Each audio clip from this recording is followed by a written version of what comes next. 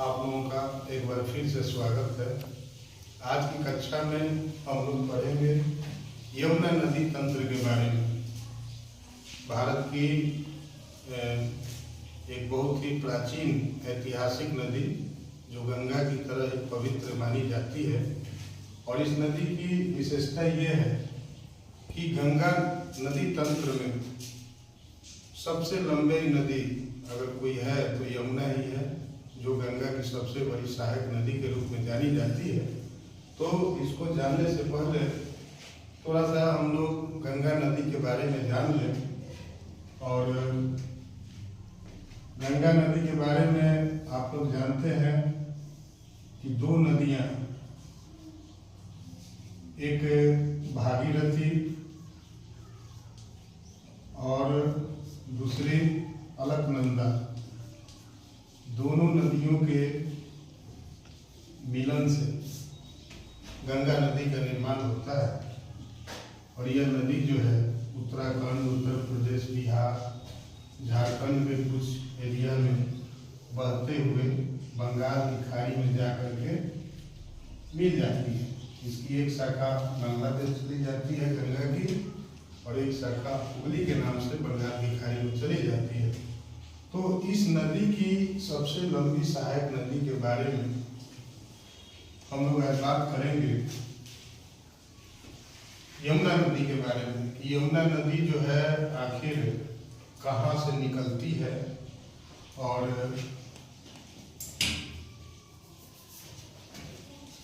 किन किन प्रमुख शहरों से होकर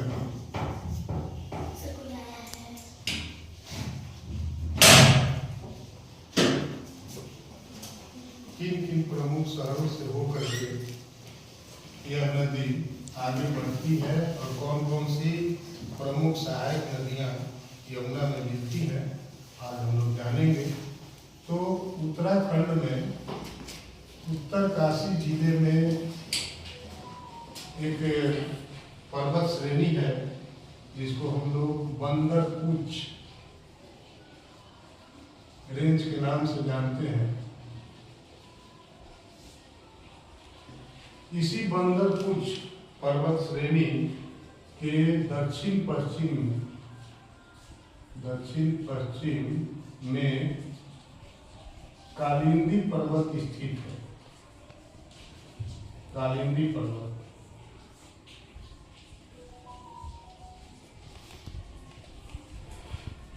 कालिंदी पर्वत में एक ग्लेशियर है जिसको हम लोग यमुनोत्री ग्लेशियर के नाम से जानते हैं। यमुनोत्री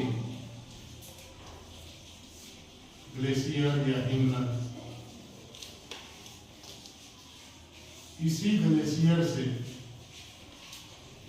यमुना की उत्पत्ति होती है, यमुना नदी निकलती है, और यह नदी आगे की तरफ बढ़ती है एक झरने के रूप में।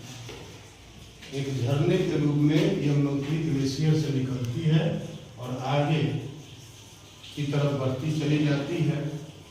तो आगे बढ़ने पर एक स्थान आता है जिसको यमुनोत्री धाम के नाम से जाना जाता है। यमुनोत्री धाम ये एक जगह है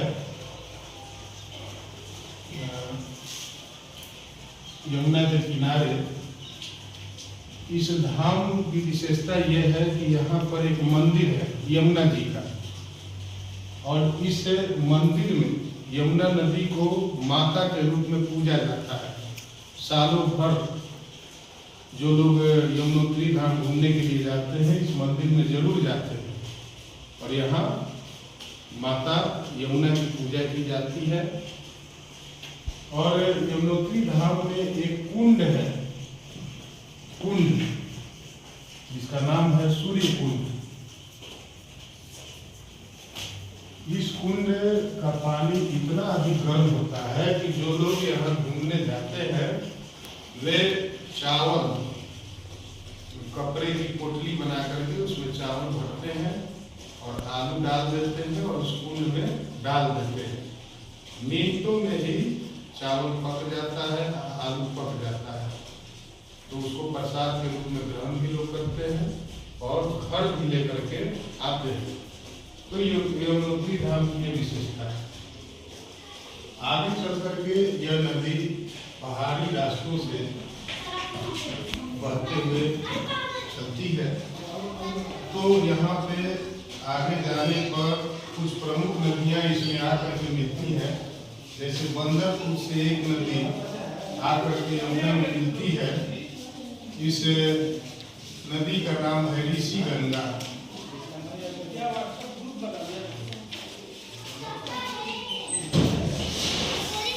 एक और नदी बंदरपुर से आती है, देखो ध्यान दो। इस नदी का नाम है हनुमान गंगा। हनुमान गंगा ऋषि गंगा जो नदी है ये बंदरपुर से निकलती है। गंगा में जिस स्थान पर मिलती है, इस स्थान का नाम है जानकी चट्टी। और हनुमान गंगा जिस स्थान में गंगा से मिलती है, इस स्थान का नाम है हनुमान चट्टी। यहाँ चट्टी का मतलब एक ऐसा स्थान होता है जहाँ लोग विश्राम करते हैं। क्योंकि पहाड़ी भाग में क्या होता है कि लोगों को अपने काम के सिलसिले में पहाड़ से नीचे आना है, नीचे से ऊपर अपने गांव जाना है। तो एक बार में तो चढ़ पाना या पहुंच पाना मुश्किल होता है, लोग थक जाते हैं। जब थक जाते हैं तो विश्राम करने के लिए, आराम करने के लिए कोई जगह चाहिए। तो उसी जिस जगह पर वे लोग आराम करते हैं उसी को चट्टी कहा जाता है। तो उत्तराखंड में लिख देते हैं उत्तर काशी। उत्तर काशी में है बंदरपुर। उत्तर काशी उत्तराखंड यूके। तो बहुत सारे चट्टी हैं उत्तराखंड। तो यहाँ समझ गए आप लोग। फिर यमुना आगे की तरफ बढ़ती है तो इसमें एक बहुत प्रसिद्ध नदी, प्रमुख नदी आती है आपको हरिके दून पहाड़ी से। हरिके दून से एक नदी निकलती है और इस नदी में दो नदियां आके मिलती है। संगम है ये नदी। एक नदी है इधर से जो आती है, इसका नाम है सुपिन नदी। सुपिन नदी ये कहाँ से आती है? तो ये स्वर्ण रोहिणी ग्लेशियर से निकलती है। स्वर्ण रोहिणी ग्लेशियर है, उत्तरकाशी में ही वहीं से निकलती है। एग्जैक्ट जगह का नाम है मनी। और ये है रूपी नदी। रूपी नदी ये आती है शिमला के डोडरा कुआर से। डोडरा कुआर नामक स्थान जो शिमला जिले में पड़ता है, यहीं से ये दोनों नदियां आती है और जिस जगह में आकर के इस नदी से मिलती है इसका नाम है नैतवा। नैतवा। अब इसको थोड़ा सा समझ लें आप लोग। देखिए हरिके दून से एक नदी चलती है और इधर उत्तर काशी के स्वर्ण रोहिणी ग्लेशियर से एक नदी सुपिन चलती है। और इधर शिमला हिमाचल प्रदेश की राजधानी है, उसी जिले के डोडरा कुआर नामक जगह से एक नदी रूपी नदी चलती है। और ये तीनों नदियां एक जगह पर मिलती है। उस जगह का नाम है नैतवा। और यहाँ से शिमला के डोडरा कुआर से जो नदी निकलती है उसका नाम है रूपी नदी। और ये तीनों नदियां जो है आकर के नैतवा नामक जगह पर मिल जाती है। वहां से एक नदी का जन्म होता है। उस नदी को कहा जाता है टोंस नदी। बड़ा ही इम्पोर्टेंट नदी है टोंस नदी। और टोंस नदी में एक हिमाचल से और नदी निकलती है, जिसका नाम है पावर नदी। ये ढेर सारा जल लेकर के टोंस नदी में आती है। और ये टोंस नदी को तमसा नदी भी कहा जाता है। तमसा तमसा के नाम से भी इस नदी को हम लोग जानते हैं। बड़ा इम्पोर्टेंट है कि किस नदी को तमसा नदी कहा जाता है, तो इस नदी को। और इसकी एक और विशेषता है कि यमुना नदी की सबसे बड़ी सहायक नदी के रूप में यह जानी जाती है, क्योंकि बहुत सारा पानी जो है हिमाचल प्रदेश से, उत्तराखंड से लेकर के ये यमुना में मिलती है। और जिस स्थान पर यमुना में यह मिलती है उस स्थान का नाम है कालसी। कालसी ये आपका देहरादून जिले में पड़ता है। देहरादून उत्तराखंड, देहरादून।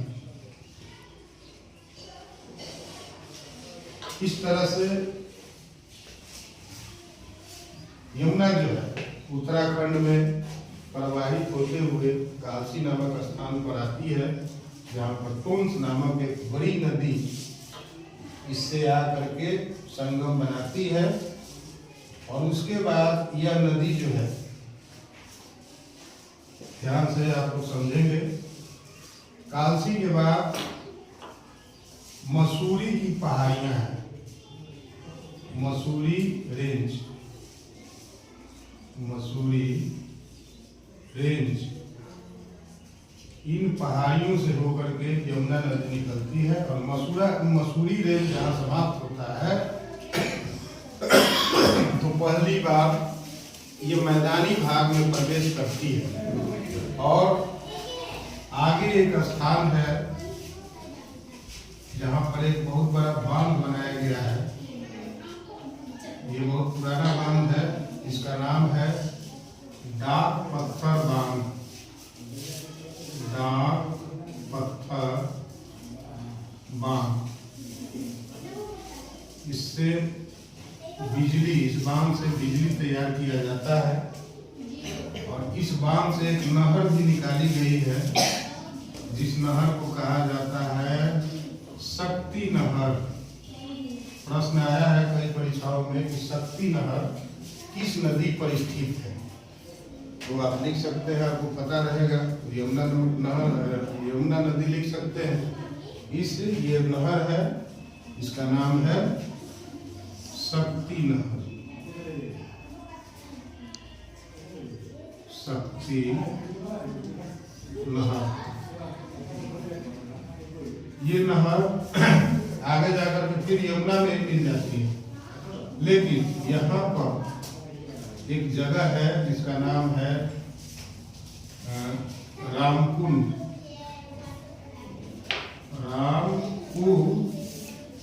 रामपुर मंडी। इस जगह पे इसी नहर में, मतलब शक्ति नहर में, इधर से एक नदी आती है जिसका नाम है आसन नदी। आसन नदी आके मिलती है इस नहर में। और फिर ये नहर जो है आकर के यहाँ पर यमुना में मिल जाती है। इसी जगह रामपुर मंडी में एक बैराज है, बांध है, जिसका नाम है आसन बैराज। बैराज। तो इसके बाद यमुना का प्रवेश जो है आपका हो जाता है हरियाणा राज्य में। और हरियाणा राज्य में एक बांध है जिसको कहा जाता है ताजे वाला बांध। काफी पुराना बांध है जो कि अब कार्य पर नहीं है। ताजे वाला बांध है। ये अब लगभग काम करना बंद कर चुका है। और इसी से थोड़ी दूर आगे यहाँ लिख लीजिए यमुना नगर। यमुना नगर हरियाणा। यमुना नगर जिला है, हरियाणा राज्य है, HR। आगे चल करके एक नया बांध बनाया गया है। 1996 से शुरू हुआ था ये बांध बनना यमुना पर, और 1999 मतलब 3 साल का समय लगा था इस बांध को बनाने में, जिस बांध का नाम दिया गया है हथिनी कुंड बांध। यहाँ लिख देते हैं हथिनी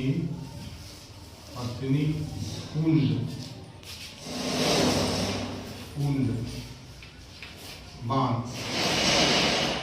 यहाँ से 2 नहरें निकली हैं, एक इधर उत्तर पूर्व की तरफ और एक दक्षिण पश्चिम की तरफ। इसको कहा जाता है पूर्वी नहर, इसको कहा जाता है पश्चिमी नहर। और हथिनी कुंड बांध का जो निर्माण किया गया था यमुना के जल को नियंत्रित करने के लिए, क्योंकि ढेर सारा जल यमुना उत्तराखंड हिमाचल प्रदेश से प्राप्त करती है, और पानी लेकर के जब पहुंचती है तो बरसात के दिनों में खास करके काफ़ी दिक्कत होता है, बाढ़ आने का खतरा अधिक रहता है। और हथिनी कुंड से जो दोनों नहरें निकाली गई है, इससे फायदा कई राज्यों को है, जैसे उत्तर प्रदेश, हरियाणा हो, राजस्थान तक इसकी नहरें गई हुई है, और बाढ़ के दिनों में इसका पानी जो है नियंत्रित होता है हथिनी कुंड बांध से। तो इस तरह से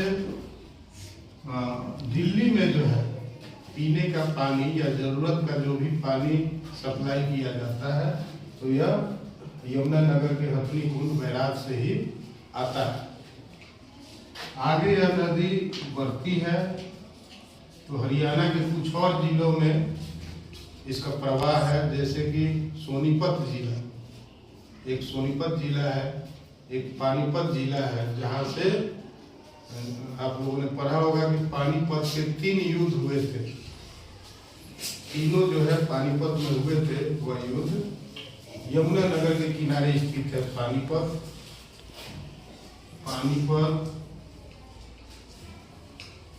एक जिला है वजीराबाद, और वजीराबाद के बाद यह नदी दिल्ली प्रवेश करती है। दिल्ली भी यमुना के किनारे स्थित है, और दिल्ली के बाद पुनः जो है ये फिर से हरियाणा में चली जाती है। हरियाणा में फरीदाबाद, और आगे एक हरियाणा में एक जगह है वल्लभगढ़।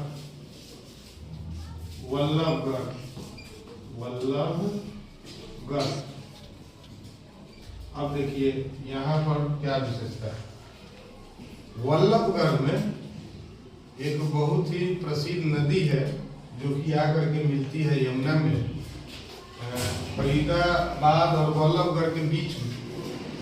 ये नदी आती है उत्तर प्रदेश के सहारनपुर से। सहारनपुर एक जिला है उत्तर प्रदेश में, और यहाँ पर शिवालिक पहाड़ियाँ हैं। शिवालिक पर्वतमाला स्थित है हिमालय की, और इन्हीं शिवालिक का एक भाग है शाकंभरी पहाड़ियाँ।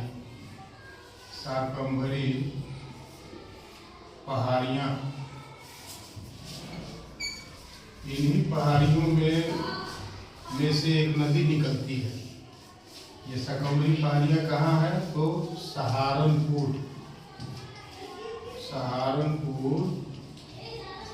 यूपी उत्तर प्रदेश।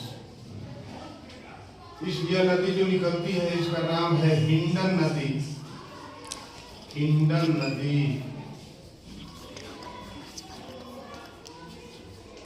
यह नदी उत्तर प्रदेश के कई शहरों से होकर के गुजरती है। लगभग 400 किलोमीटर की यात्रा हिंडन नदी पूरी करके उत्तर प्रदेश के नोएडा में, जो कि गौतम बुद्ध नगर जिला में है, गौतम बुद्ध नगर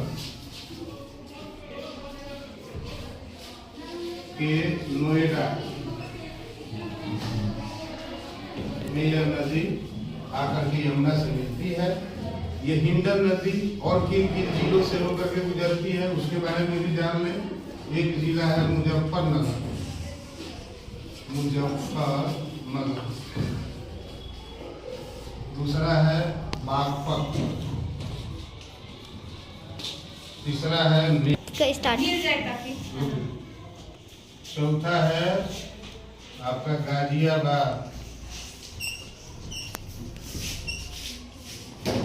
इन सब जिलों से होकर के यह हिंडन नदी आकर के गौतम बुद्ध नगर उत्तर प्रदेश के नोएडा में आकर के यमुना से मिल जाती है। और इस नदी की सबसे बड़ी विशेषता ये है, यह एक बरसाती नदी है। मानसून के दिनों में अर्थात बरसात के समय यह नदी पूरी भरी हुई रहती है, लेकिन बाकी के समय में आप देखेंगे तो इसमें पानी बहुत कम रहता है। अब यमुना के बारे में कुछ और महत्वपूर्ण जानकारियां हो जानी चाहिए।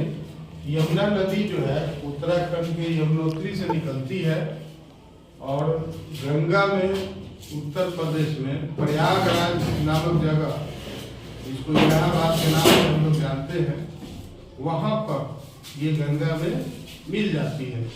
तो इतना लंबा सफर ये कितने किलोमीटर का है? तो 1376 किलोमीटर। मतलब यमुना की लंबाई जो है, अगर कोई पूछेगा कितनी लंबी है तो आप कह सकते हैं कि 1376 किलोमीटर। और इसका अपवाद क्षेत्र कितना है, मतलब कितने क्षेत्रों से इसको पानी मिलता है और गुजरती है, सबको मिला करके बनता है अपवाद क्षेत्र। अपवाद क्षेत्र कितना है इसका? तो ये है आपको 3,59,000 वर्ग किलोमीटर इसका अपवाद क्षेत्र है। अब देखिए यमुना प्रसिद्ध नाम है, लेकिन इसके कई नाम है, कई नाम से इसको जाना जाता है। जैसे यहाँ जगह है, यहाँ लिख देते हैं यमुना के नाम, अन्य नाम, यमुना के अन्य नाम, अन्य नाम क्या क्या? एक तो देखिए कालिंदी पर्वत से निकलती है, इसलिए इसको कालिंदी भी कहा जाता है। कालिंदी नदी के नाम से भी इसको जानते हैं हम लोग। दूसरा, ऐसी मान्यता है हमारे पौराणिक ग्रंथों में, यमुना को सूर्य की पुत्री कहा गया था। सूर्य की पुत्री के रूप में यमुना को जाना जाता है और इस कारण से इसका नाम सूर्यजा भी है, सूर्य कन्या भी है, सूर्य कन्या। और देखिए सूर्य की एक पत्नी थी जिसका नाम था छाया। इन्हीं की 2 संतानें थी, एक यमराज और दूसरा यमुना। तो यमराज की ये बहन है, इसलिए यमुना को यमी के नाम से भी जाना जाता है। किस नाम से? यमी के नाम से। और इधर यमुनोत्री ग्लेशियर के आसपास प्राचीन समय में एक ऋषि तपस्या किया करते थे, जिनका नाम था आसित ऋषि। तो आसित ऋषि के नाम पर भी इस नदी का नाम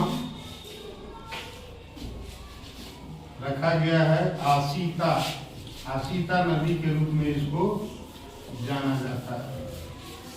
ठीक है ना? तो ये मुख्यतः 4 नाम जो है आपको याद रखने हैं, लेकिन सबसे प्रमुख नाम यमुना ही है। ये चारों आपको प्रश्न परीक्षाओं में पूछा जाता है, इसलिए इसको याद रखना जरूरी है। तो आज हम लोगों ने देखा कि गंगा की सबसे लंबी सहायक नदी यमुना है, जो कि उत्तराखंड के उत्तरकाशी जिले में स्थित बंदरपुच पर्वत श्रेणी के कालिंदी पर्वत के यमुनोत्री ग्लेशियर से निकलती है और विभिन्न पर्वत पहाड़ों से गुजरते हुए कई सारे सहायक नदियों को अपने में समेट करके आगे बढ़ते हुए प्रयागराज तक जाती है। और आज हम लोग बस आज की क्लास में इतना ही पढ़ेंगे। आगे की क्लास में हम लोग देखेंगे कि उत्तर प्रदेश के कई सारे महत्वपूर्ण नगर यमुना नदी के तट पर बसे हुए हैं, तो उसकी भी चर्चा हम लोग करेंगे अगले क्लास में। और कुछ अन्य प्रमुख नदियां जो कि आकर के यमुना में मिलती हैं उस पर भी हम लोग चर्चा करेंगे। आज की क्लास में बस इतना ही रहने देते हैं। अगले क्लास में इसका पार्ट 2 लेकर के हम आएंगे यमुना नदी की। तो तब तक के लिए आप लोगों का बहुत बहुत धन्यवाद।